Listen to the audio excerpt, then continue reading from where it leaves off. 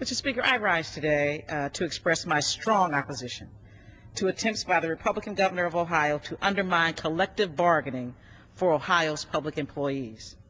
Ohio Senate Bill 5 is a measure currently under consideration by the Ohio General Assembly that would strip state workers of collective bargaining rights. I firmly support the right of public employees to collectively negotiate. Who are we as a nation when we tell our firefighters and our police officers and other public protectors that they should have no say in their working conditions? Does a teacher's experience or education have no economic value? Ohio's proposed legislation is less about fiscal responsibility than an overt political attack on public workers who speak with a collective voice. As labor battles erupt in state capitals around the nation, a majority of Americans say they oppose efforts to weaken the collective bargaining rights of public employee unions. According to the latest New York Times CBS News poll, Americans are against cutting the pay or benefits of public workers to reduce the state budget deficits. We shouldn't forget, Mr. Speaker, the benefits that collective bargaining offers. For almost 28 years, collective bargaining has reduced labor strife. It has reduced the likelihood of strikes, improved training and productivity among public employees, created a sense of job security, and it is fair. It is fair to all working people. The repeal of collective bargaining will do nothing to balance the budget. 9% of the state's budget is for state employees. So, just as an example, if we fired every state employee in Ohio, it would save us only $2 billion, leaving the state without vital services, and there would still be a $6 billion deficit.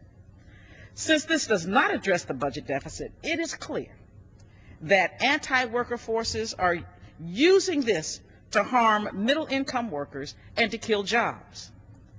I would like to share an observation with you that was from a former president of the United States, and I quote, "Republicans stand foursquare for the American home, but not for housing. They are strong for labor, but they are stronger for restricting labor's rights. They favor minimum wage. The smaller the minimum wage, the better. They endorse educational opportunity for all, but they won't spend money for teachers or for schools. They think modern medical care and hospitals are fine for people who can afford them." That is the philosophy of the masters of the Republican Party. These are words of President Harry Truman, and they were spoken in 1948. These words ring as true today as they did in 1948.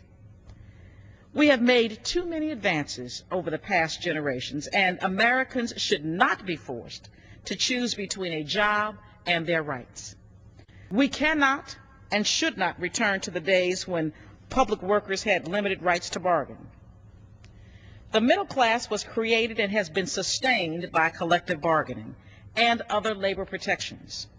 The public sector is about working families. Rolling back these rights will hurt the middle-income wage earners of this country and will hurt America. Ohio needs jobs, not a partisan victory. I urge members of the Ohio General Assembly to deliberate with care and avoid rushing to adopt a measure that weakens our middle income, weakens our state, and costs us jobs. Mr. Speaker,